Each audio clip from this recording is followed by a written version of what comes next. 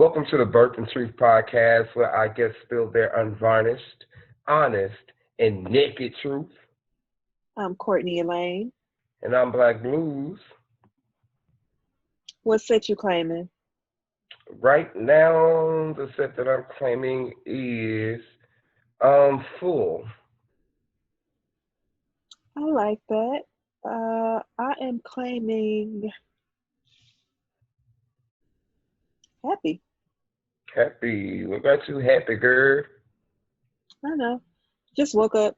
I just feel good today. At first, I was sluggish earlier this morning, but I feel a lot better now.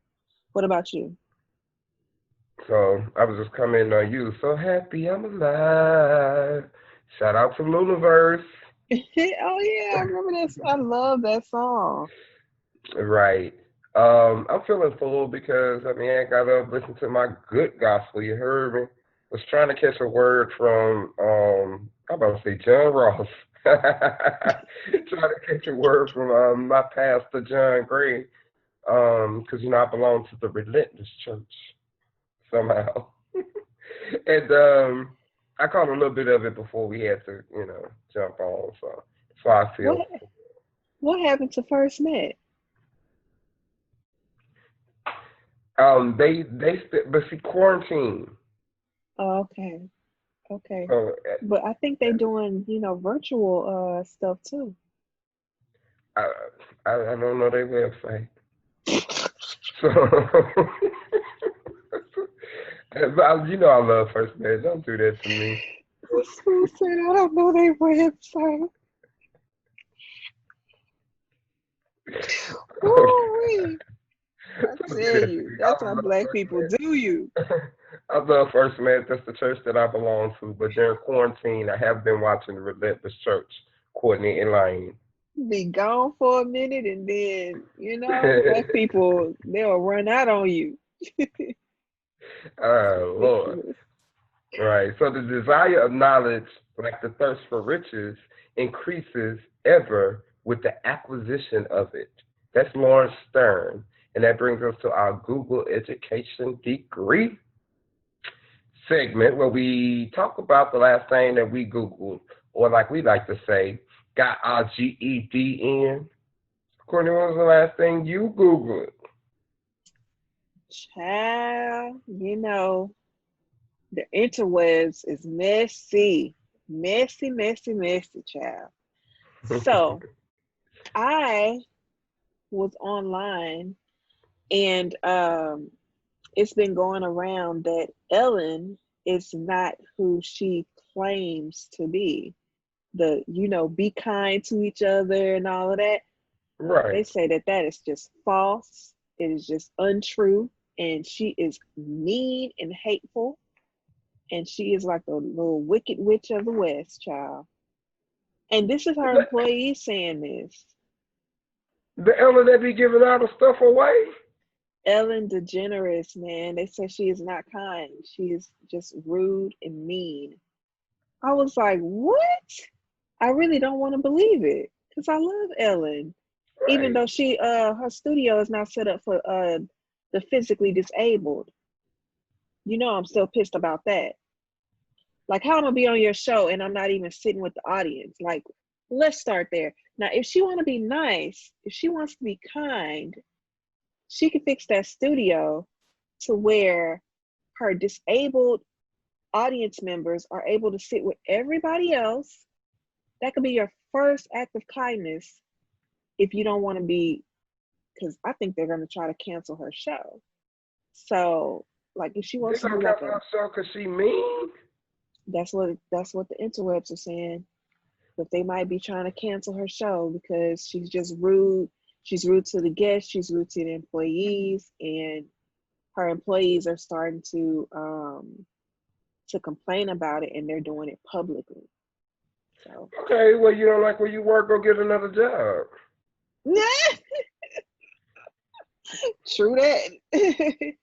But they're just saying that they're defaming her character because they're basically saying that this whole kindness act is just that. It's just an act. She's not really that kind. She's really a mean person, and it's not a pleasure to work with her or be, you know, in her camp.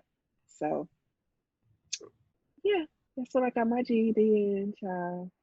I hate that they talking about her like that because I like Ellen. I like to see her dance. I like her personality that she presents on the show. I don't know if that's the truth or not, but what she has presented, I like it, and I like her, and I like the guests and the dancing and all of that jazz.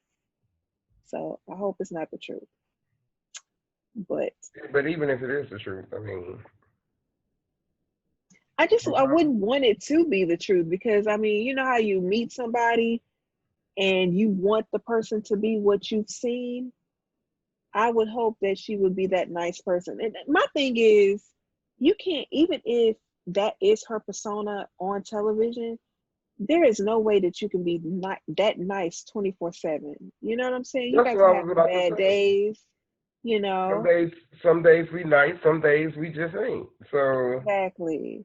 And it's I can only imagine how hard it is because she has that um persona that she's nice all the time. I can only imagine how difficult it is to actually be that nice 24/7. Like I know some days she wake up and people just get on her doggone nerves. And I mean, it's human nature to express that you didn't got on my damn nerves. right. Yeah. I don't think that that's a thing. I just don't think that that's a thing. Like, if she ain't nice, you're not gonna cancel her show. Yeah, they That's trying crazy. to. You know, people go far on the internet. They be trying to just cancel culture. Get Hmm. rid of her. She ain't Get nice. Let's rid just of get rid her. of her. Get rid of But what's so her. crazy about that is if you get rid of her, you get rid of the show because it is the Ellen DeGeneres Show. So if you get rid of her, there is no show, which means that you no longer have a job. I don't know. Might want to just go ahead and be quiet and take it. Like it ain't like you're gonna go somewhere else and be treated better. You might go somewhere else and get treated worse, you know. But anyways, what'd you get your GED in? So I was watching Love and Hip Hop New York, and I know I'm late, but I usually watch stuff late. And Charlie Baltimore's on there, and she's like, "I'm Charlie Baltimore. I'm Charlie Baltimore."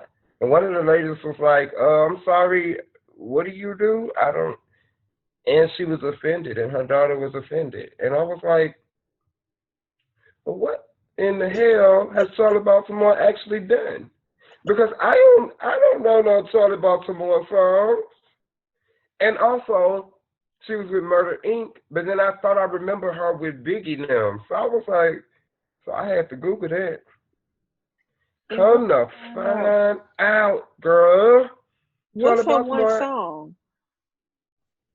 Think can you sing the song? she ain't got no song, sis. Not one Come song. to, no. Well, she have songs, but not hits, okay? So I Okay. don't know them. So, come to find out, she really hasn't done anything.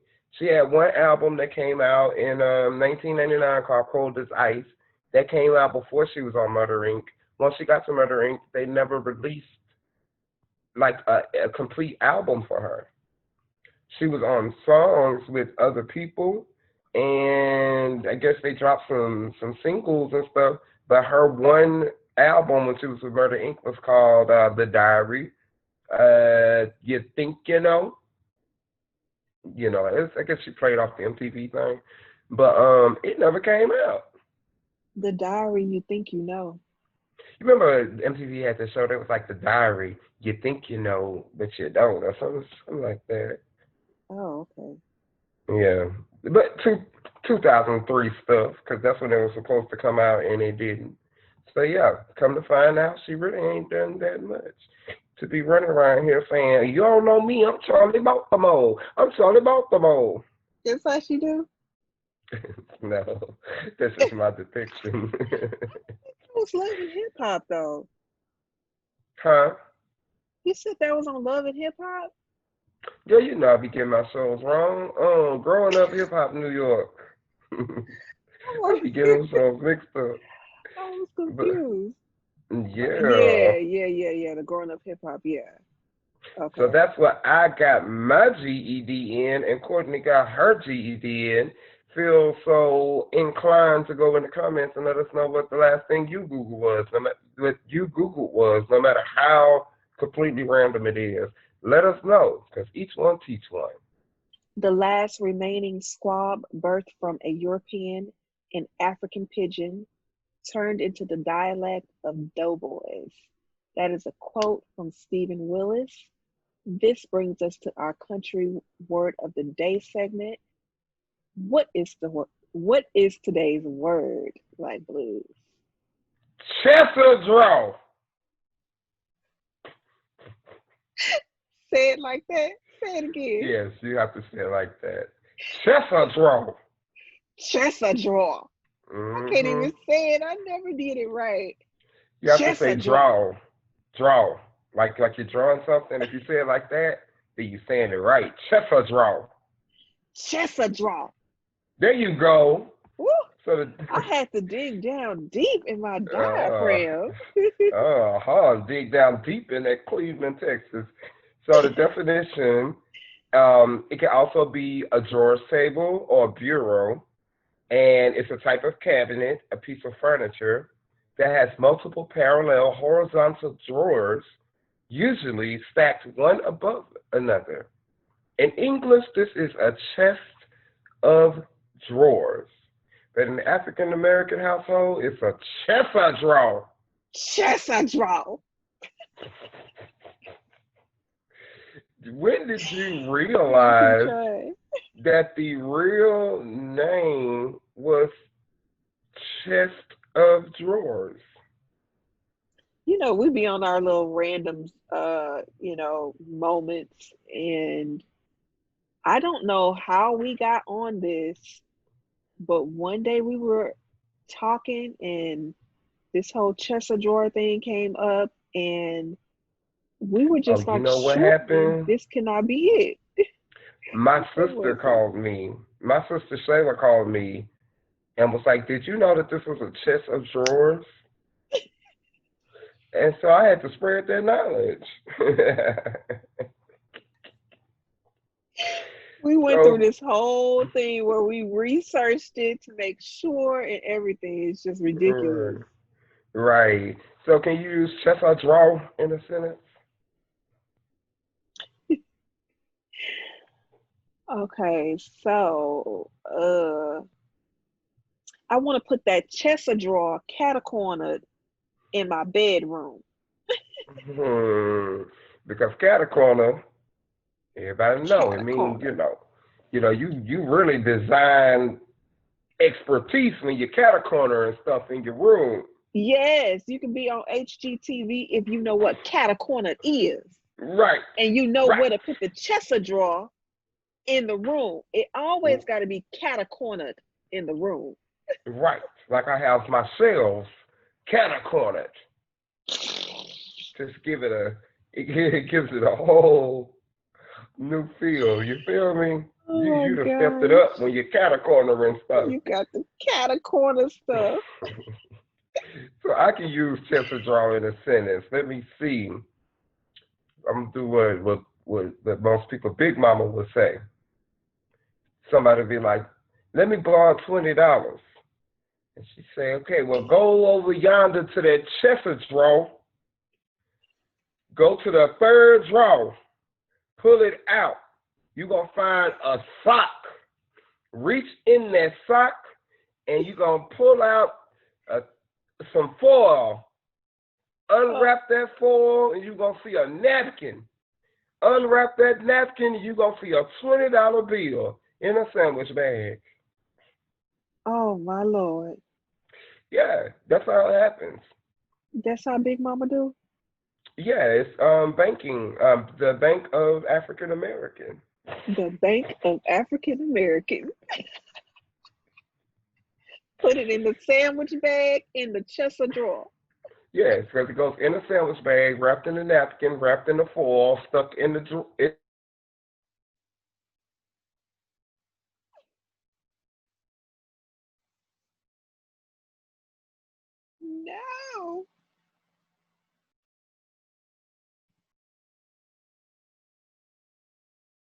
Black Blues, we done lost your audio.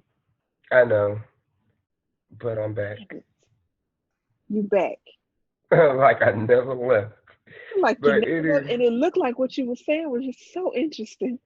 oh girl, you know me. I just be moving. I just be moving. Ain't saying nothing. Is that But the actor in you? I know, right? I'm an actor now.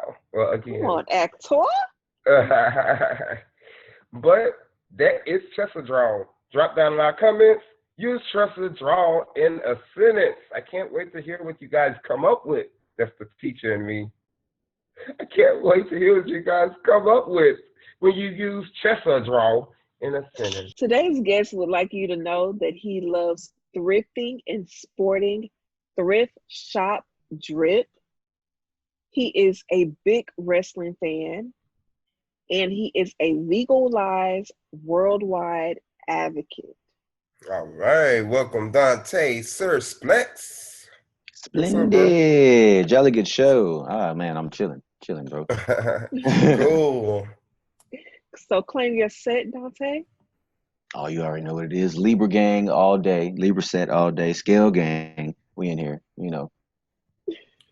I done told y'all quit claiming a real set. You supposed to be telling us how you feel, brother. What do you Yeah, claim feel your like set right is now? how Right. you What I feeling. Are feel you like right feeling now. balanced? I'm definitely feeling balanced. Yes, I'm feeling balanced. I'm feeling empowered. I'm just, I'm feeling really good. Cool, cool. I like our audience to know that Sir Splexxx is the little brother of Courtney Elaine. Yes, yes, I am. And he's also my little brother because I've been knowing him Yes. since he was, what they used to say, knee high to a duck's tail. Knee high to a duck. I, We got to. That needs to be on our next segment of Who Said That, because All I don't know right. what that means. I I think you don't know just what made it it up. means. No, I didn't. I might not have got it right, but I ain't make it up. Yeah. So, Uh, if we are not ashamed to think it, we should not be ashamed to say it. That's Marcus Tullius Cicero. Zizaro. And this brings us to our truism segment where we discuss things that affect our community. And that's the truth roof. The truth roof. I'm Come getting on through, good at Roof. that. Today's truism addresses age and getting older and how that feels in the world today. Mm. Right. So in this day and age, it seems like people are so afraid of getting older. And it's like we go through, well, not we, because not me, but they go through so much stuff just so they can not appear their age. How y'all feel about that? I think that most Black women don't really have to do it. Like, I don't understand why a lot of Black people go through that process of feeling like they need to change the way that they look, when a lot of times as Black women, Black don't crack. So, Right. Indeed. what's the use of going and getting all of this plastic surgery thinking that, oh, I got to do this before I start looking older, when half of the time you start doing that and that's what makes you look older. If you Right. And just allow you, yeah, they be gorgeous. You be looking Vivica like you don't Fox. need Super this. gorgeous. Yep, Vivica Vivica Fox. Fox was beautiful. And then, I mean, well, not to say that she's not beautiful now, but she drastically changed the way she naturally looked. And she was already beautiful without, just with the way that God created her, she was Mm. beautiful. And she decided to, go and let these human, human creators make her face look like something else. And I'm like, why did you do that? You were pretty. Like, what Right. is wrong with you? Yeah. Yes. Who else? Entanglement. Entanglement. She had done some things to her face. Oh my God. for I sure. was so proud upset. of her taking it. Well, you know what? I had a whole crush on Jada, growing up. And then remember, No. I was even in a you remember I was in a throuple. You wasn't in no throuple with them. You was not You in no remember my name, throuple. girl, my name was Super Vince Pinkett Smith. You better rewind a couple Oh, years. Oh my Super Vince. Jesus. We will I not do this. and I think that was Why? before August. I think that was before August. And then that's why they start acting funny. That's why they start acting funny with you. Is that what Really? happened? Yeah. Yeah, because they had Oh, August Alsina down to the Calabasas. And so then Oh. I just thought about this. That's why I Black broke up with Blues, you got to tell the truth and shame the devil now, child. Go Come ahead on and let right. it now. out. This Well, is this is live. I've been entangled with the Taylor Shumperts now. So No, you're not. No, you're not. We ain't finna do that. what? You don't think We they ain't finna mind? do that. They ain't yours. Mm-mm. Girl, I we are No. am so off done. subject. That's so off subject. Oh, y'all, Patti LaBelle You then think done Patty some LaBelle stuff to did her something to her face. face? Oh, recently, What? you gotta see her. I say, girl, Patty, Patty girl, was looking different. I saw her on Watch What's Happening Live, and she was Patty, sure enough looking Not different. Patti LaBelle. baby, Patty, you 130. What you trying to do? Look 110? I just, Trying to Babe, scrape babe, up 20 years, you know. yeah. girl, you look 110 now. What about the men? The men who try to look younger usually start dressing a certain way. Y'all know what I'm talking about. Hat kind of cocked to the side, sunglasses inside the house. I could mention Damn. one guy. I could mention one guy. I just don't want to. Recently saw that documentary. But yeah, Who? Michael R. Jordan? Kelly. R. Kelly. Oh, Come on now. Fitted caps and then the you know Bandanas. the shutter shades, the Kanye shutter shades. Like, you know, the wristbands and all that. Like he was really doing that. Like at 30, is he at the big 35. house?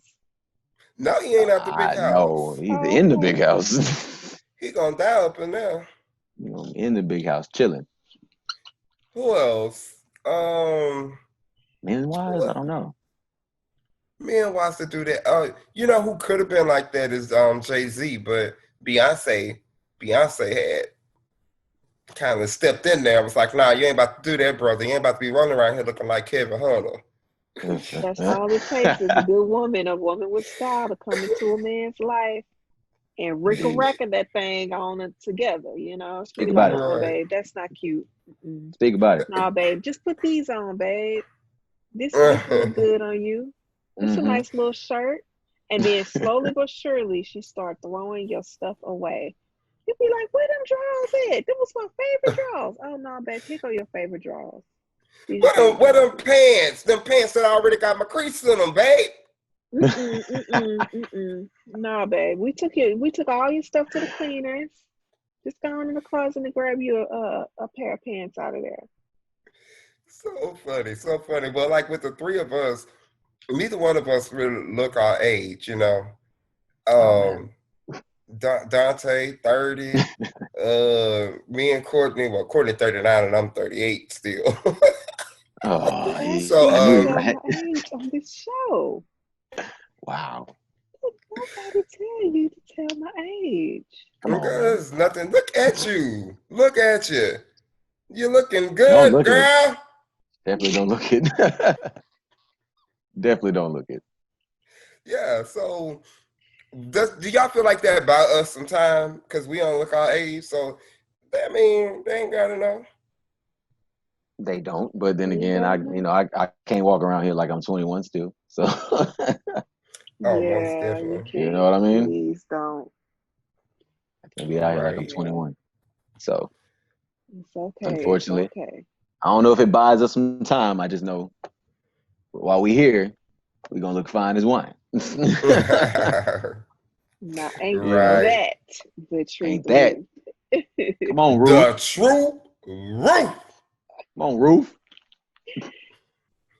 No man means all he says, and yet very few say all they mean. For words are slippery and thought is vicious.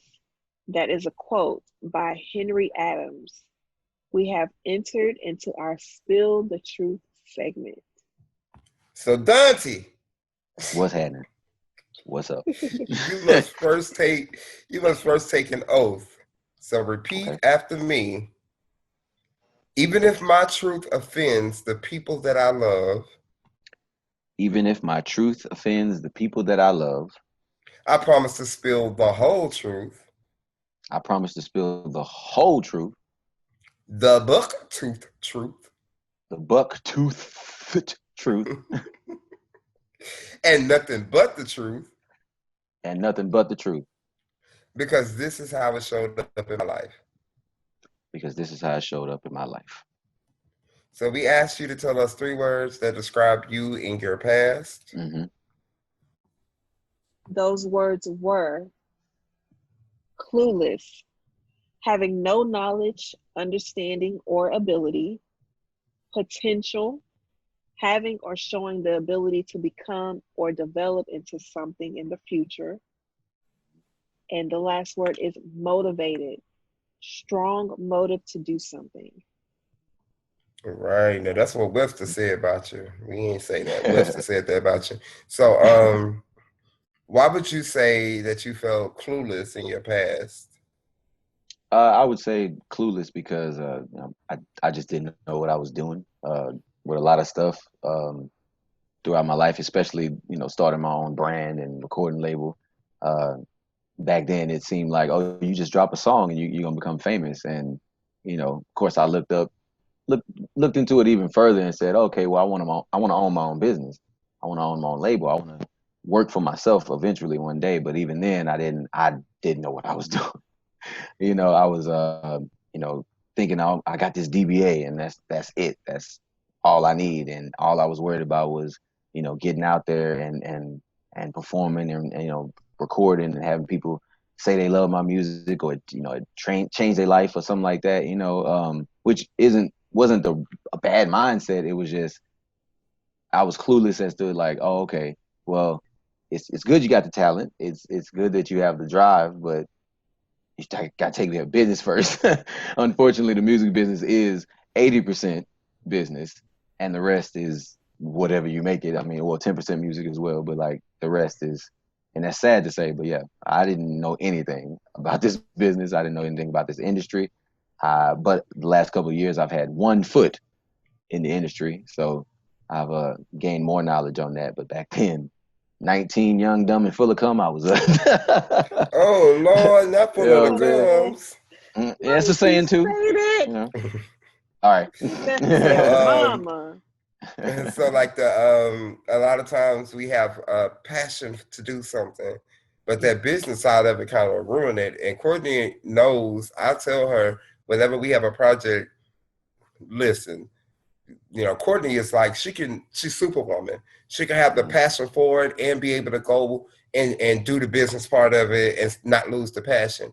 Once I start doing the business part, passion gone for me. Like I don't feel that creative spirit that I felt no more because I'm getting out of this realm and going into that realm. But she knows that she's patient with me because I just be like, girl, I don't want to know nothing about that. I just want to, get on here and do my thing. You know what I'm saying? Do my thing. Right. Do my thing. Right. You just want to create. Right. Well, I remember back when you first graduated and you were talking about, doing music, or you were actually doing music, and you kept getting more and more interested in it. And we started talking about college, and I was like, okay, I know you got this little creative spirit because I got it as well. And I was like, but I want you to go to college and study business and then mix the two together. And so I think that was one of the things that I was really trying to drive, that, and maybe I just didn't know how to say it well, or maybe it felt like it was coming from like a second mama or something, like, here she go trying to tell me what to do. But I think that's what I was trying to get to, like that business part, you got to understand it, because You can't be as creative as you want to and not understand that business part. That's how these people keep getting into these deals Mm-hmm. and they're getting screwed because they want to be creative and they want to, do their thing, but Mm-hmm. they don't know the business part. So you sign this contract and you just signed 360. your life away. Mm-hmm. The Migos going through that right now, Yep. and it's like, know your shit. Exactly. Agreed. So how did your life change in 1997? Okay. Well, in 1997, I was 7 years old, and it was one day after my birthday, October 7th, when your unfortunate incident happened. Um, I was, doing the normal 7-year-old thing, at night, getting ready for bed. Took a bath. Mom's in the apartment kitchen cooking, and it was just a normal night. And I remember getting out of the tub, putting my pajamas on, and I'm sitting on the couch. She brought me a plate. I'm eating. I'm just literally. I don't even remember what day it was. It was probably a day where I was watching wrestling and just eating and minding my business. And uh, our stepfather, Robert, rest his soul, he was there, but then he had walked outside for a little second, and or from what I remember, walked outside for a little second, and then next thing you know, he comes back, he rushes in the house, he says, "I think something happened to Courtney." And of course, this is what I remember vividly from that moment, but that's exactly what he said. "I think something happened to Courtney," and mom was just like, "Don't tell me that." And she didn't want me to run out there, but I did because it was weird when I go back and I think about it. I felt something. It was like right here, like right in the middle of my chest. It was something weird, and it's like I had to run. Like I just had to run where I thought you were, So I was like running, running, running, and then the saddest part for me was when I finally got to where you were, and you were laying on the ground, and all I saw. Well, I saw them picking you up. You weren't laying on the ground then, but all I saw was a pool of blood, and I was like, I don't want my sister to die. Like that's not what's going on right now, is it? You know what I'm saying? And everybody's telling me, yo, no, back up, somebody get him, and the whole time I'm just like, where is she? I didn't know what was going on. I was completely confused, and seeing you in that hospital bed really hurt me, and I was nervous and scared and didn't want to. You remember, like, I didn't want to come in the room. I didn't want to, you know what I'm saying? But it wasn't because I didn't want to see you. It was just like I didn't want to see you in that state, and and everybody didn't, But I'm 7 years old. You know what I'm saying?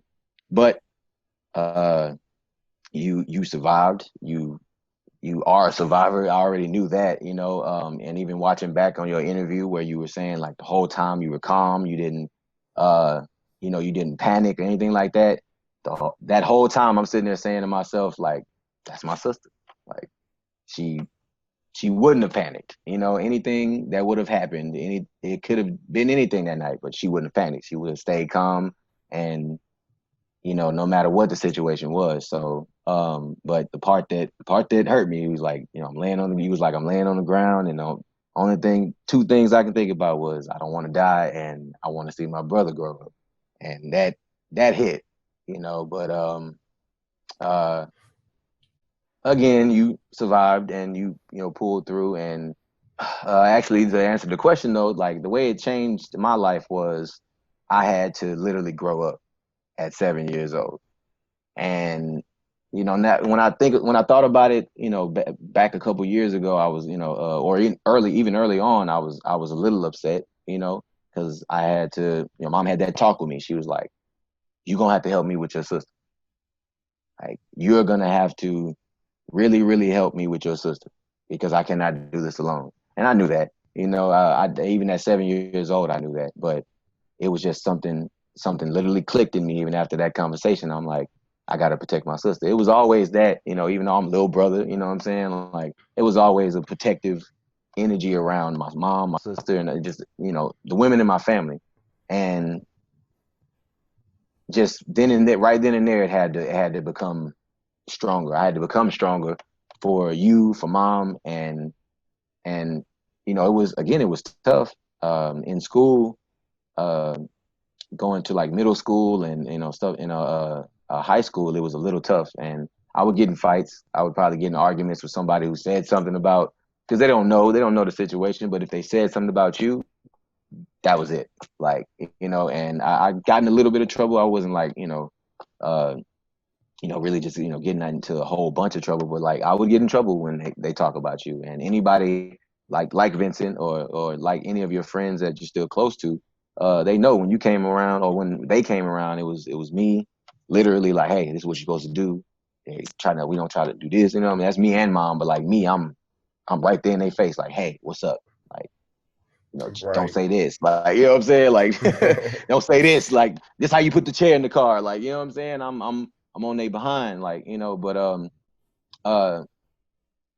of course, like I said, when I think about it now, I'm like, man, did I really have a childhood? And did I really was I really able to like connect and, you know what I'm saying, really have close friendships like that, which I was still. It's just not like it stopped anything really, but it was like thinking back to it, like so early on at 7 years old, like I'm supposed to still be outside, like playing, scraping my knee, and you know what I'm saying, stuff like that. But I'm helping my sister get back to normal. So I think what came with that, with me being injured, and for those who don't know, I was assaulted. I was shot, and the injury left me paralyzed. But what I think what happened with that situation was that for you, or for both of us, we became sheltered, because my mom was pretty much like, or our mom was pretty much like, I'd be damned if this happened to another one of my children. Right. So, having that childhood was kind of taken in a sense, because it was like, okay, can't do this, can't do that, can't do this, because God forbid something happened to you too, and it was the same thing for me. Like, I thought at that age that it was just so much stuff that I couldn't do, but after being injured, it was really like, no, and no. It was like, you survived, and we ain't finna let nothing else happen to you. You're already in a wheelchair. We ain't finna let nothing else happen. Yeah, Courtney's definitely a survivor, and I am grateful of that because she's my best friend in the whole wide world. And this happened before I met her, so I couldn't imagine, who I would be right now if it wasn't for Courtney. And Donté, Mr. Protector, he was like, and you know what? As being a grown man and looking at this boy, I could only respect the fact that he wanted to protect his sister, And so I don't care that I'm in middle school and you in college, you're a whole grown man. I'm supposed to tell you how you gonna treat my sister, Donté, how does that change that happened in 1997? How does that affect you now? Now it doesn't really affect me much. I do sometimes have, certain dreams about it, but it's not as dark as they used to be in the beginning, But as far as it goes now, like, like we see now, like she's still here, she's still going, and she's independent, more independent than anybody thinks just by looking at her. So it doesn't really affect me too much. Like, I still have a great relationship with my sister. I mean, I feel like in a sense it brought us closer, but we were so close before that. It was like, you know what I'm saying? So you like even saying that kind of sounds like, nah, we was, she kicked me out the room all the time, but we was close, you know what I'm saying? Like that's my person right there. I love her to death, she knows that. So but I really feel like it just definitely brought us closer together. Now, at a time I did feel like was kind of breaking us a little bit. But again, that's early on.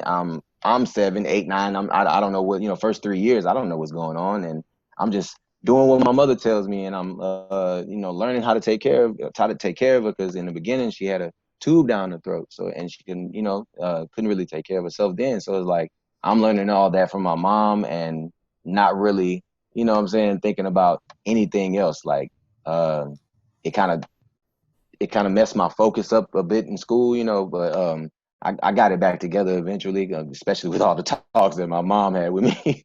You know what I mean? So but now it doesn't really affect me too much, but I'm doing this to just simply let it go, like completely close that door on that, because yes, it happened, but here we are now. So I just don't want it to affect me uh further down the line in my life. Yeah,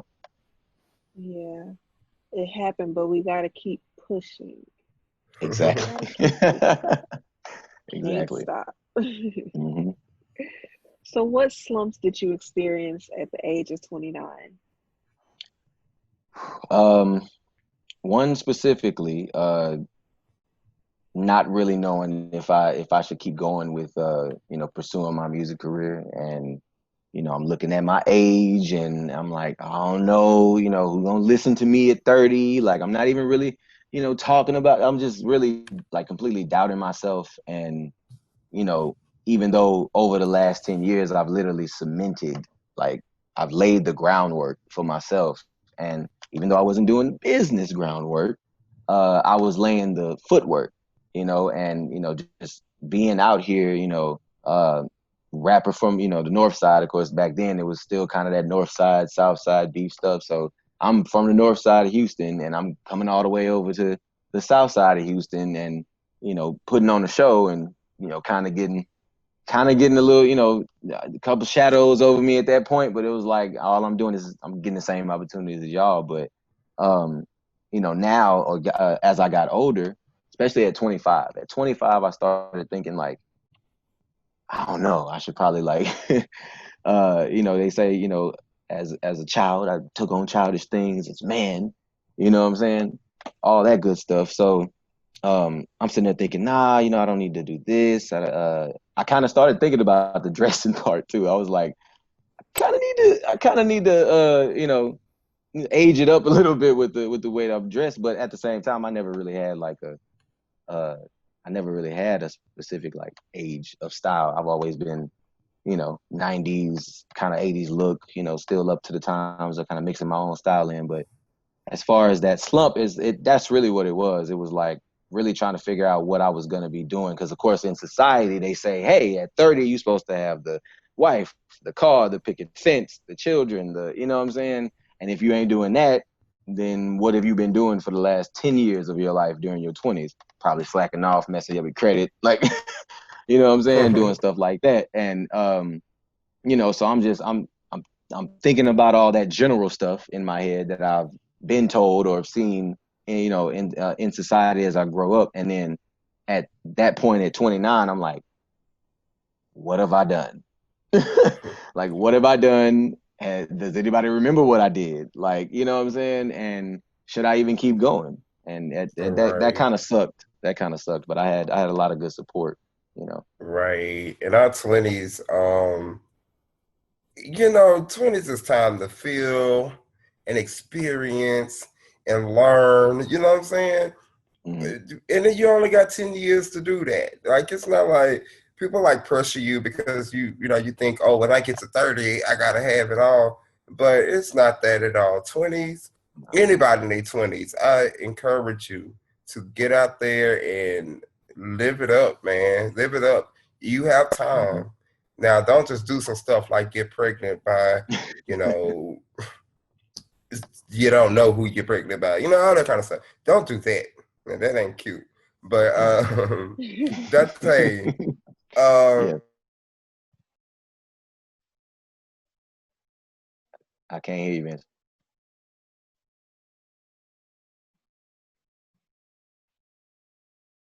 I can't hear you. Name one person that has a huge impact on who you are as a person, and how did this person impact your life? I think that's what Black Blues is trying to say. Oh, Okay. that's not what I was trying to say, Courtney. What were you trying to say? This internet is acting. I hope ain't nobody out there messing with my line. But I was well, go ahead and answer that question, Dante. I was just saying that the impact that you actually had, we are both performers in Houston, Yes. and people were coming to me saying, "Oh my God, Sir Splexxx, Dr. Romano." And I'm like, y'all, Dante, but they actually were like shocked and surprised. Like, I can't believe you know him. So you had a huge What was impact on that what you were dance he was doing. doing though? He looked like he was doing He was doing all thunderclap. this. Because I was trying. I had just noticed that you couldn't hear what I was saying, and I was like, "Oh man!" He was trying to get the audio back, I think. Yeah, Oh no, I thought it's you like clapped for him. Yeah, I was like, that was funny. So, but yeah, Courtney definitely hit the nail on the head when she asked about the huge, who had a huge impact on who you are as a person and how it impacts your life. It wouldn't even be just one person. I mean, it'd be the two, not even just most important, but the two, again, in close proximity, the most important people in my life, which are my mother and my sister. My mom, because, just watching her, do everything that she did for us, even after Courtney's incident, just seeing how strong she stayed through it, even though, on the inside, she'll probably tell you she was probably didn't know what to do. She on the outside, she never showed that she was trying, like, even close to folding and, close to being broken about it, and she's always, of course, always been a woman in faith, so, that too, just her faith alone, and her strength, just as a person, just, there were a lot of times I questioned the stuff that she did and the way that she reacted to some of the things, and but at the same time, I always would go back, and even now I go back and I'm like, you had a moments where you're like, my mom was right. My mom was probably right about that, like, but you say probably because you don't really want to, you don't want to make it seem like she was right. You say it in private. You're like, you know what, she was right, but I never tell her that probably. Right. You be like, she was right, but she wasn't extra right. Right. She wasn't right. Right. That's so funny. Yeah, she wasn't right. But like she definitely kept me afloat because, like I said, especially in high school, it was tough, but she kept me afloat, and she told me, look, they gonna say stuff, but it's just words at the end of the day. Your sister's still here, and that's all that matters. Let them talk, because you and your sister definitely gonna show and tell. You're gonna show more better than you can tell them. And when it come down to Courtney, just seeing her again, like, just hearing her speak about how she was calm, even when the incident was going on, but also just to see how motivated or just determined to get back to normal she was. Like, it was inspiring. I couldn't just sit there and not be motivated myself by seeing her, like, even now, just present day, wanting to get over those curves. You know what I'm saying? For people who love to park in front of the ramps, she wouldn't have to do that if y'all wouldn't park in front of the ramps. But we're not gonna go there. But yeah, because they so stupid, Dante. They so stupid.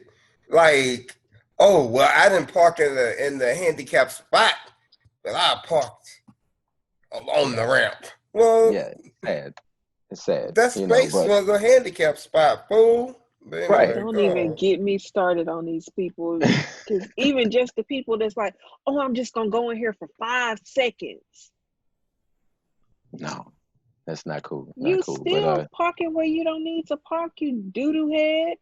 Right, and now you got to pop the curb because of that. Right. Or either I got Mm-hmm. to park all the way in Nacogdoches somewhere because you didn't park in the doggone handicap space where I am supposed to park because it's more convenient for me. Right. Well, Right. Right.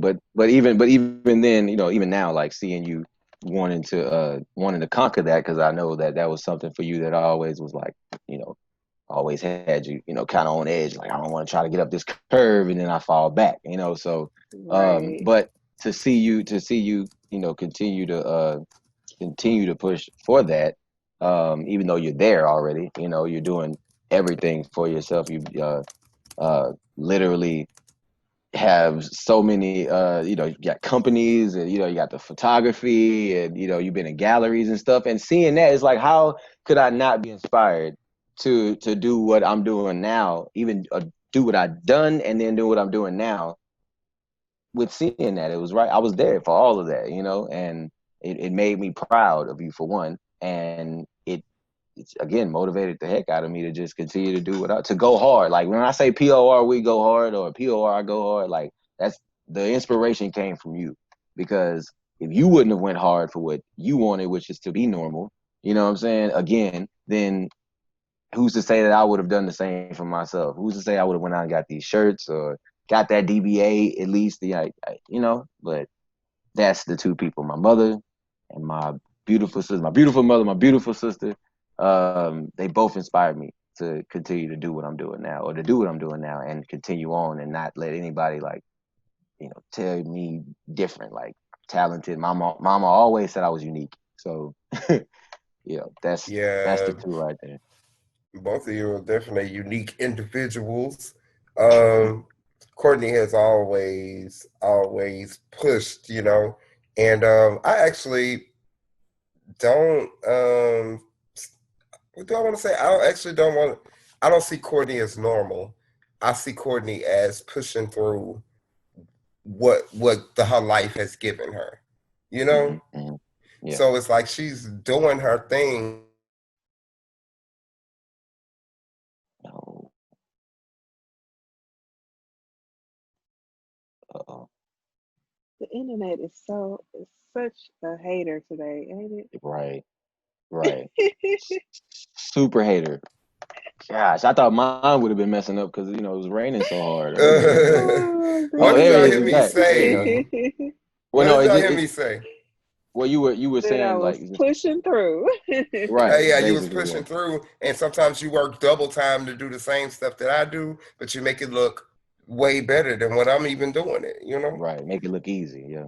Right. So Dante, you recently experienced your first protest. How was that? Ye- Yes.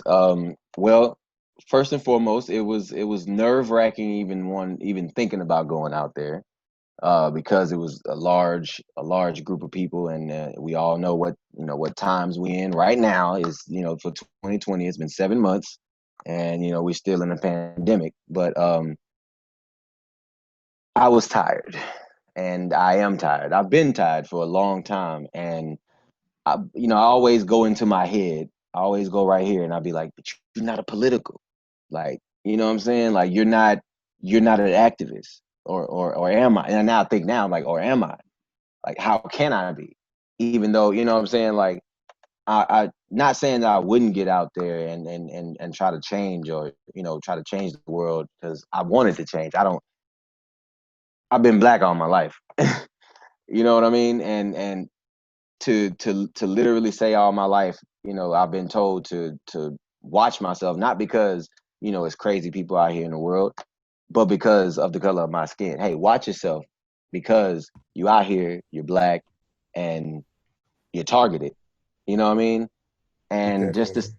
just to see what happened to George Floyd, and even Breonna Taylor, and I can name them all day, but just to see all of that, I mean, I'm not there. I'm on social media. You know what I'm saying? And I'm seeing all of this, but to see the way that it's happening even now, still in 2020, it infuriated me. It ignited a flame that probably just was just dormant and wasn't. You know what I'm saying? Like, I see it, but sad to say, I kind of brush it off because you know what I'm saying. I see it. It's an everyday thing. It's like it's damn near like the norm. You know what I'm saying? And that's sad to say. But this time around, I was like, I'm done. I'm done. I don't know how I'm gonna take this first step, but I'm gonna start with going out here and saying their names and chanting those and literally saying to myself, I'm gonna sign the petitions after this. I'm not gonna just scroll past them on social media because again, it's the norm. I see it all the time and all that. No, I need to be a part of it, and I need to feel as though I'm a part of it and making a change. And with just my faith and just my, what I'm saying, just everything like that, I'm like, I know it's gonna happen, but just to even see it now going to current present time, it's just like I don't understand. I don't understand why. I know that there's good and bad. We got to have both, but this is just ridiculous. And I sat there and told my person Joe. I told her like, hey, if we go out here, it's a risk, but I know you're upset and I'm upset. You don't know what to do and I don't know what to do, but I know that we probably need to be out there. So that was the first experience that I had going out there and feeling like I was helping to make a change.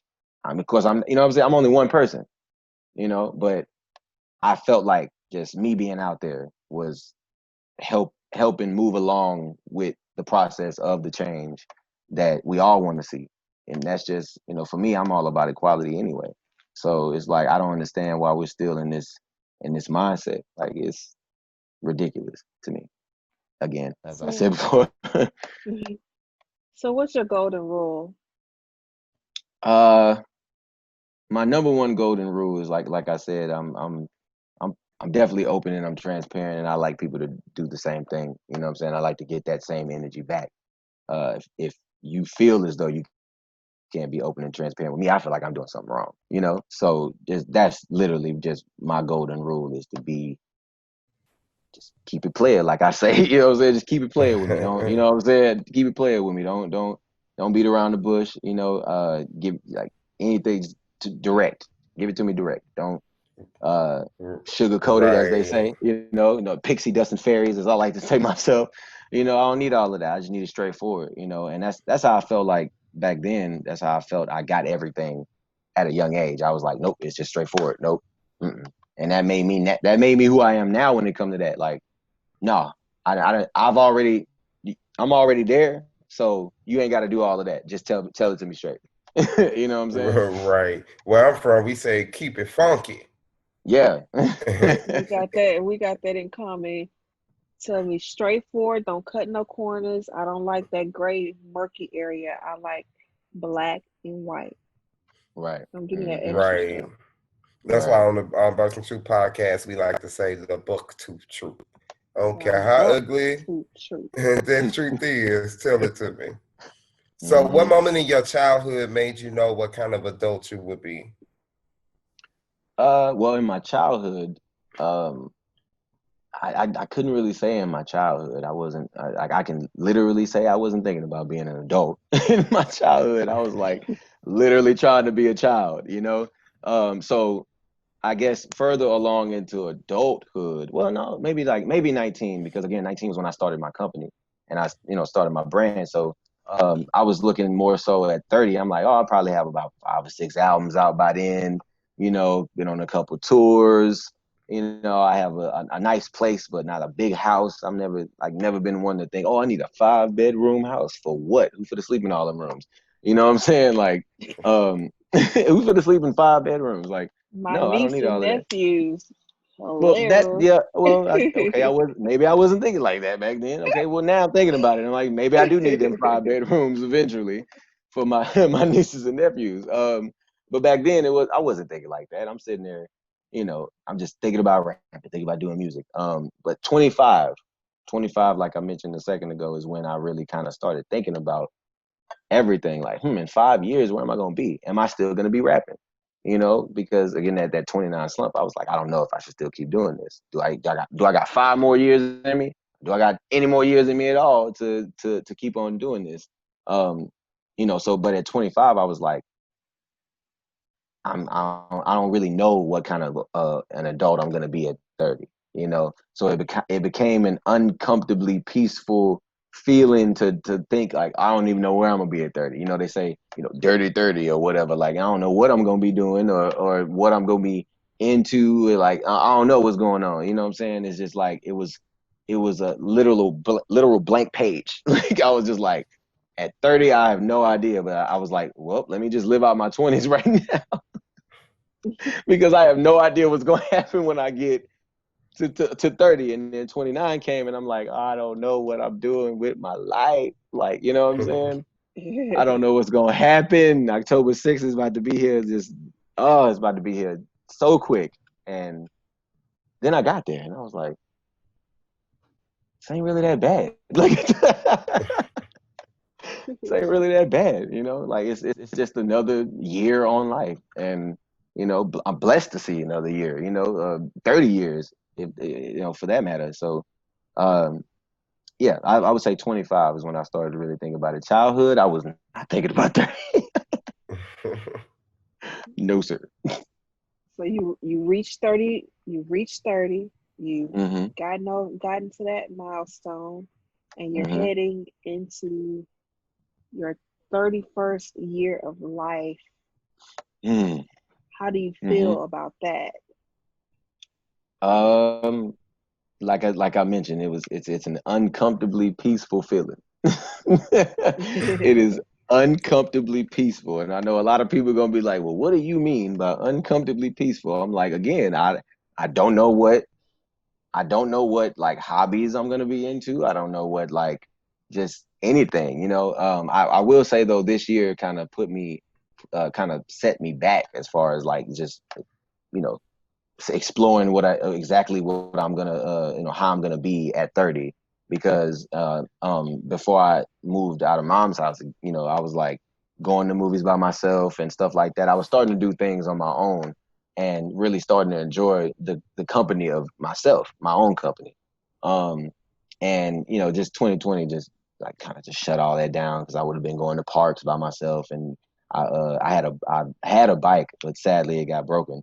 But I would have been going biking and stuff like that. So I would have probably just been feeling out exactly. I'm still doing that now, but I would have just been feeling out exactly what I myself am into, and what I like and what makes me happy just by myself. Because I know I can make other people happy. Like I got that energy, you know. But I never really was able to focus on myself, you know. Even with the incident growing up, it was like I had things that I liked, but they kind of got pushed to the side, not in a bad way, but like pushed to the side because you know we gotta you know what I'm saying, we gotta help Courtney, we gotta get her back to back to tip top shape and everything like that. So now I'm doing a lot more. I was doing a lot more. I'm in a vinyl, which isn't a surprise, but like I'm collecting vinyl now. You know what I'm saying, like vinyl records. I got a record player that I was gifted on Christmas.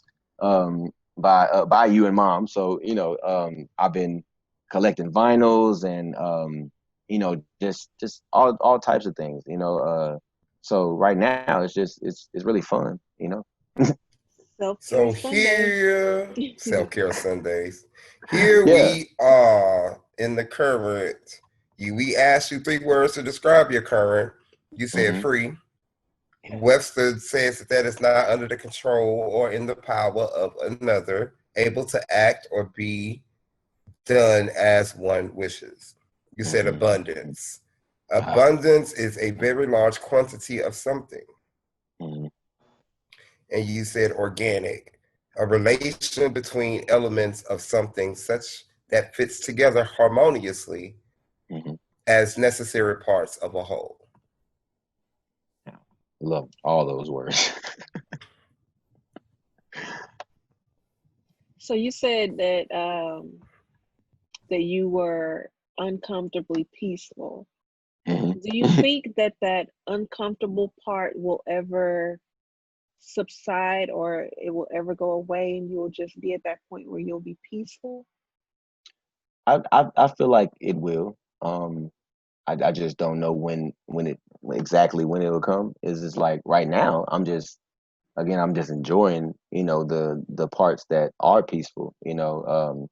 I'm way more into spirituality, numerology, astrology, stuff like that. So those are the other things that I've definitely picked up more of, because I was into them before, because Libra gang, like I said, into them before, but not really didn't really dive into like what I thought, you know what I'm saying, like just going into research and what they're all about, and how the sun and sun and the rising signs work and stuff like that. Um, so even with that keeps me level headed, that keeps me balanced, and helps me through the uncomfortable times, because they're gonna be uncomfortable times. But I always say to myself, and anyone else that feels like they're just going through it all, I always say, you know what, it's always somebody going through it worse than me. I may feel like this is the work, like this is the end right here, like also this, I can't take it no more. And then I stop and I think, because I'm older now, I stop and I think somebody going through it worse than me. That is And such a good point, because even I have those moments, because sometimes I wake up and I'm like, I got to get in this stupid wheelchair and I got to keep moving despite the fact that I'm in it. And then I've recently seen some videos of other people who are actually in wheelchairs and who have the same injury level that I have, and they can barely do the things that I do. And I'm like, life is not as horrible as you have made it to be in your head. You've got to keep it moving. Right. To G be the glory. Yes, yes, yes, yes, yes. Indeed. So, one word that you use to describe your current situation is abundance. Abundance of what exactly? An abundance of faith, an abundance of spirituality, an abundance of balance. It gets rough to kind of balance everything out, but I get it eventually. But it's been happening way more now. An abundance of clothes.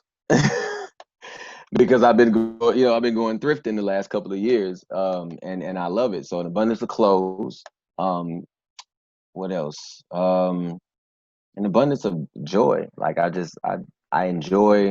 enjoying my life right now. And as much as I say the uncomfortably peaceful part, I'm enjoying it. I'm here for the long ride, and I'm just, every year that I get to see another day, 365, whatever, like I'm completely thankful. So like that's where I'm at. I'm at 30 and I'm chilling. Like I understand that. I kind of understand that uncomfortably peaceful part a little bit better now. Because I remember when me and Black Blues first moved together, and we had some hard times. And I think about those hard times now, and it was just like, in the midst of those hard times, we still had peace. We I did. mean, lights always off. there. Lights Yeah. off in the apartment, but we still happy. About to get it popping with these Right. candles. But we was sometimes terribly behind on rent. Lights off. But we were, when I think back to the experience, joyful. I had a great time. Definitely the best roommate that I've ever had. And during those processes, you learn. Those are the times where you really learn. You become more wiser, and you're able to make better decisions in the future because of those things. Yeah. If you don't go through them, then you learn nothing. Sometimes you have to literally experience the stuff to learn it, because people can talk about it day in and day out, and you be like, yeah, yeah, yeah. It didn't go through one ear and out the other. But then when you got to put up with that stuff on yourself, you like, what? So yeah. How do you keep being organic from becoming conforming? I mean, well, I still, I will say I still work a regular job. Um, so the conforming part is still kind of there, but of course, you know, my job right now still funds uh, uh, a little bit of what I'm doing right now because I'm not making a crap ton of money off of music right now, you know. But that's gonna change. But yeah. As far as the conforming part, like, no, I again, the first word was free. And that's exactly what I am. I'm free to move. I feel free to move about this world the way that I want to. And it's like nobody's gonna really slow me down on that, especially now. Like, you know, now that I'm what I like to say in the groove, you know, now that I'm staying in the groove, there's no way. Like, and I'm in my pocket now. There's no way you're gonna like knock that out. So, you know, um, but the conforming part, you know, again, sucks when it comes down to the music business again, because it's all really almost all business. So I gotta conform and take care of business first, like you said, Vincent. Gotta conform, take care of business first before I can actually have fun doing this rap stuff that I always do. You know, that I'm so good at. It's like I gotta take care of the business first, and then I can do all of that. You know, Right. but that's the only, you know, conforming parts of, you know, well, I mean, even living with someone, I guess it could be a little conforming, but you know, the way that me and, you know, my person, me and Joe are, y'all know, like, it's, you know, we have our times, like y'all said, we have our times, but it's literally been nothing but a really, really great time and a learning experience. Like you said, Courtney, a learning experience living with her and living with someone, period. Because I lived with you and mom, you know, my whole life. So actually, like, living with someone is an experience, you know, but still knowing, like, hey, I'm out here on my own. You know what I'm saying? Like, I'm living with this person, but as an individual, I'm still out here on my own.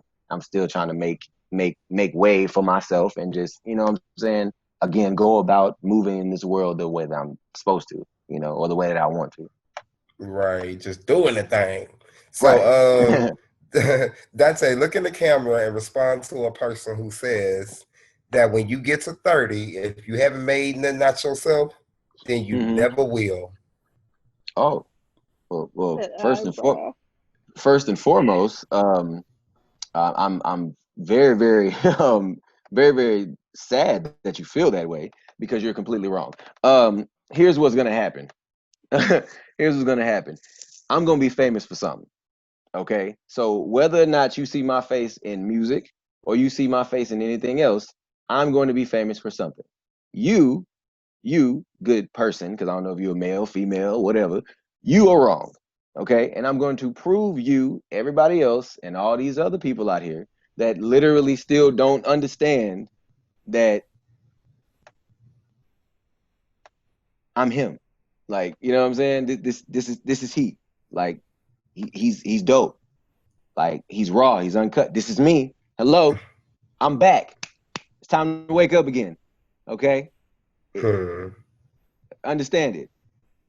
That's That's all. what's That's all I gotta say. that's what's up. That's what's Yeah. up. Tell them you gonna see me even if I'm 72. 72. I'm gonna be 72 still doing it. Like, Hmm. So 72, but ain't gonna look it. right. And that too. Like, you gonna think I'm 55. So what do you do when you start to feel like you aren't worthy? um, I basically just listen to myself. I turn my music on and I just go. Like, I just go to that place wherever I was when I wrote it, wherever I was when I recorded it, whatever energy that I put into that song, I just go and you know, but um, it does suck feeling that way, you know, because it lasts for a while, you know, a little bit, but then, you know, it comes back every now and again. But again, I just turn my music on. You know, I listen to me, I listen to the confidence that I have in my voice when I'm recording something, and you know, that gets me back. That gets me Right. back. Listening to me gets me back. What better way to get you out your funk than to say, look at all the stuff I've done, you know? Right. Sometimes I do forget that I'm Black Blues. Mm. So I have to remind myself, you know, I ain't just no little yin yang. So Yeah. what sacrifices have you made to live in your truth? Sacrifices I made to live in my truth. Man, I wouldn't even call them sacrifices. Like, I don't think I've given up a lot to live in my truth. Like sacrifice a lot to give in my, live in my truth. Because if I would have done that, I mean, I would have, I probably would feel a ways by saying that I'm living in my truth and I've sacrificed a lot. I mean, I will say I've let go of a lot. Like, not specifically sacrifice a lot, but I've let go of a lot. I'm way more protective of my energy now, and I have to keep it intact. I have to keep my energy intact. I have to keep the ones I love and care about. I feel like sometimes I have to keep their energy intact. But as far as sacrificing anything, I don't know. Like, I feel like I'm, That I think that's good though. yeah, like I Sometimes you don't feel just like have I've to given up a lot. let go of some things and not Hmm. necessarily give up some things. Right. I I think don't like because that some term people anyway. have Like, a give up. hard time letting go of things. Hmm. People Hmm. hold on to stuff that they know they needed to let go years and years and years back. Right. You Still know, be we holding on to it, bag lady. you well, know. we got our Hopefully, good there they old go. friend who mad at somebody for taking her purple crayons in kindergarten. Oh wow. And see, that's what I'm saying. Like, I don't want, I don't want this.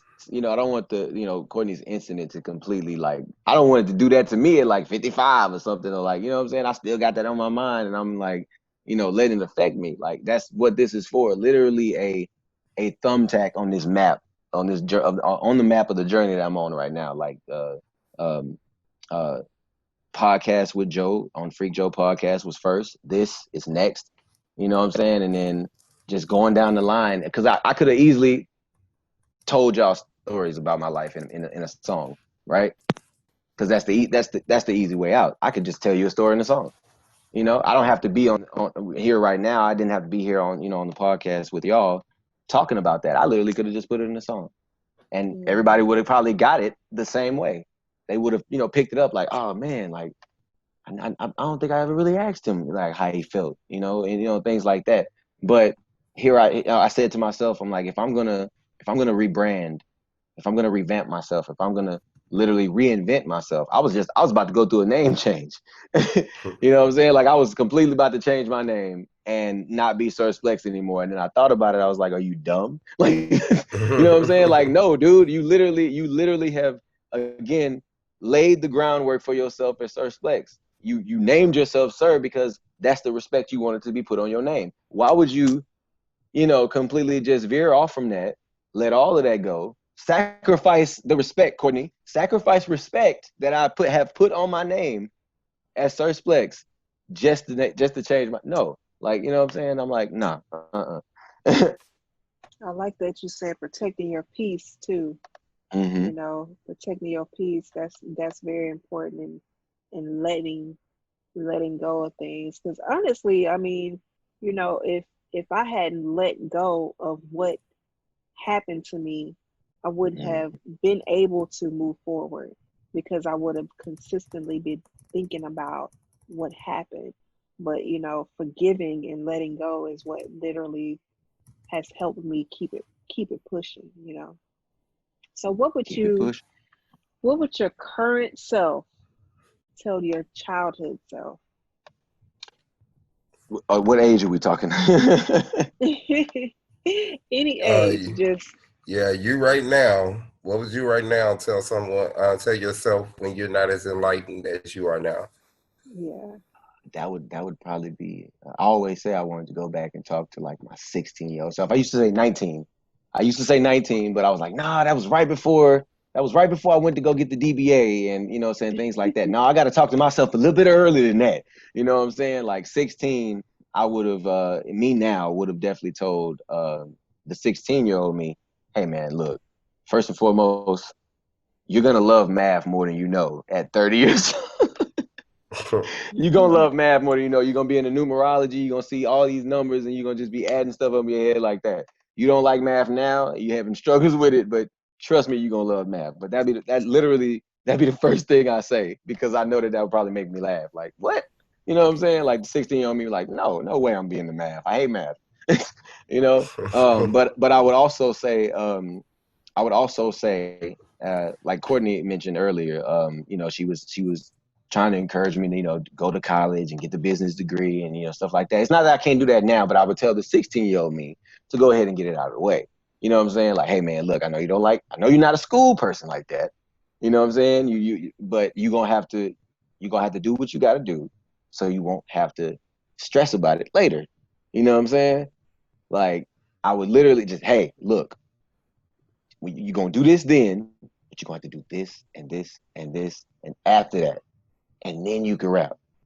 You know what I'm saying? Then you can rap. Then you can talk about everything. You can do everything you want, but you have to take care of the business part first.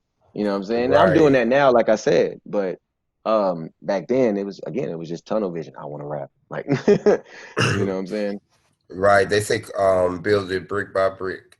So Exactly. Because I um mean, I feel like you could have partied and stuff in school too, and still got that education, you know.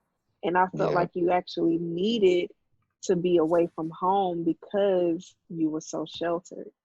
You needed to be able to get away and go to college and get that experience and learn. And you still were gonna be Donté, so you still gonna have the opportunity to party and all of that. But you Right. know, hindsight is 2020, and you know, you just got to keep it pushing. You didn't go then, but you learned a lot now. So here Yeah. you are. right. Now I have an embarrassing story about 16-year-old Donté. Oh my God.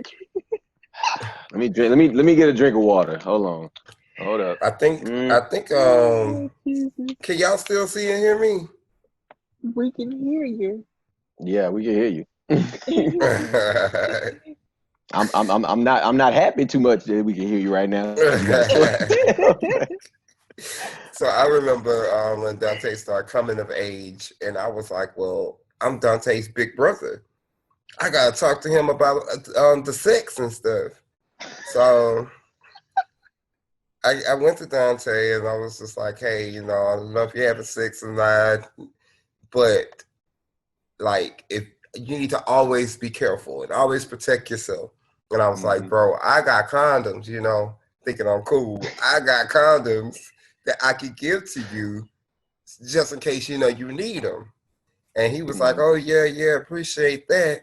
And I was like, okay, I'll go get you. So come on, like, I'm about to go get them. And he was like, yeah, I need an extra large. And I said, hate this. oh, well, I'm all out of them. I'm all out of here. I hate fresh this. out. I'm fresh You know out what? of them. Fresh out of the XLs, bro. But Oh my God, I hate But it. it was too funny, man. I was like, God dang, I'm trying to teach him. Shoot, I want to use the XL too. Shoot. I hate every minute of it. So that's no. on the Birth of Truth podcast. We like to make sure that we Oh, oh. Here we go again. We like to make sure we freeze. On the Birthing Truth podcast, we like to make sure that we provide a platform for you to get fully free. Do you have anything else that you feel that you want to address? Anything else that I feel that I want to address? Well, I got that off my chest. I don't. I definitely feel good talking about it, especially talking about it with you. Because I don't. It's not that we never wanted to, or you know, never could speak about it.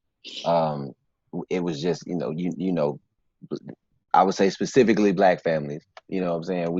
We have something happen to us. It could be traumatizing.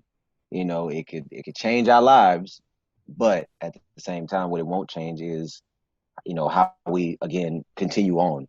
You know, continue on in faith, continue on, you know, building each other up, continuing to motivate each other and everything like that.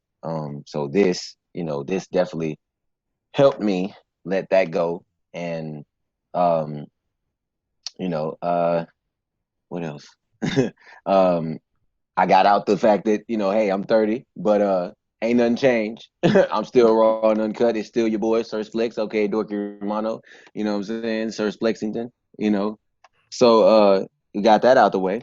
And I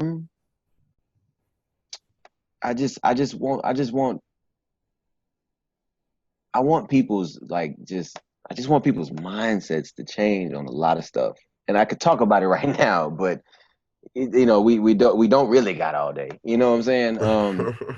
We don't. Because I could be here. Literally, I could be here all day telling y'all exactly what I would love for people to change. But more specifically, since it's what I know. You know what I'm saying? I just would love for everybody to stop with the industry standard. Like, oh, you got to have the look, or you got to have the. It's 2020. Like, music has literally changed, and the industry has literally changed. There might still be that standard, that bar, I guess, whatever, but you can't just look at someone and say, well, I don't know, because that I don't know could be the next thing to take off. You know what I'm saying? And go straight to the moon. And here you are. You downplayed it the whole time. You didn't. You said you actually supported it, but you didn't. And then once that person actually does shoot to the moon, then they wonder, oh well, why you remember me? Why you don't remember me? Oh well, because I do remember you. I remember when you put me down. I remember when you literally didn't take anything that I had, any idea that I had seriously. You looked at Right. me and you said, because I don't walk like you, talk like you, dress like you, sound like you, go up there and perform like you literally said he ain't got nothing for me. But look what happened. Like, you know what I'm saying? And yeah, I'm not, super famous now. I'm not trying to be super famous, but anybody who says the name Sir Splexxx, they know better. They know better than Right. to say that he ain't nice. They know better than to say that he ain't tough. They know better than to say he don't go up there and take care of business on that stage. Because you've seen it, Courtney. You've seen it. Everybody's seen it. Well, But you I like to say it seems like you were kind of like a pioneer in the way that the the thank you. world is doing music now, because now everybody is pushing themselves and then letting the big wigs jump on what they already have. So Right. that's something that you started doing a long time ago. Yeah. And But that goes along with the brand and the name, popularity Mm-hmm. overrated, you know. Yeah, indeed. You've been thinking that all this time, Mm-hmm. to get so the mainstream. Donté, it has been a pleasure. Yes. We would like to give you an opportunity to let the audience know what's your social media. Yes, indeed. I am on Twitter, Instagram at Raw and Uncut. That's RAWR, the letter N and Uncut. It's like I changed my name. I know people like, oh, you changed your name so many times. Like, I ain't changed that many times. I changed it now because, again, I'm rebranding, revamping. I am on SoundCloud at Sir Splexxx, SIRSPLEXXX. For those of y'all who want to call me Plex and all that stuff, there's a literal S in front of the P. Like, I know y'all, It like, come yeah, on. it ain't two sirs, ain't sirs plex. It's not two sirs. No, it's not Sir Plex. It's not Plex, Slex or what. Y'all just, anyway. So anyway, everywhere else, Google me. I'm famous. Sir Splexxx, YouTube, SoundCloud, Gradual, and Liquid are on all platforms right now. Go listen to it. Go run it up. I still have faith in those songs. If Lizzo had faith in her songs since 2017 and it didn't pop till 2019, I'm having faith in Gradual and Liquid to pop anytime soon. But it ain't gonna happen without y'all. So Gradual and Liquid, all platforms. And I'm sociable, y'all. Y'all can hit me up. I love it when y'all tweet. I love it when y'all actually hit me up on Instagram. I love to see repost on Instagram and stuff. No, chill out, bro. Hold up. Anyway, I hit the no, my bad. I love to interact with y'all, and I'm definitely gonna be doing lives more. I need to do lives more. That used to be my thing too. You talk about pioneering. I feel like I pioneered the whole being on live and actually like connecting with people throughout the world. You know, like celebrities do it, but they do it just to get on there so people can see their face. I feel I'm literally on lives and streams, literally connecting with people around the world. They know me as Donté. I've never hidden, you know what I'm saying? Like never hidden anything. I've always been, again, open and transparent, even with my audience. So I'm definitely going to start doing lives more. So look out for that. And again, this is just another thumbtack on the map of this journey that I'm on. Hoping to be on What's Next podcast next with John Ross. So just Yeah, keep on the lookout. we kind of know John Ross a little bit, so we could probably A little work bit. that out. Yeah, we know him just a little bit. With that Be being tapped in. said, we want to thank our audience for tuning in, and we want to shout out Still Visionary Inc. That's the producer of our show, and shout out to John Ross. We are the Birth and Truth podcast on Facebook, Instagram, and YouTube, and we can be tweeted at Birthing Truth.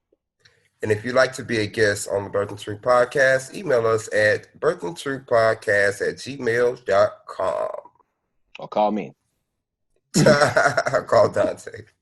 Peace. Peace.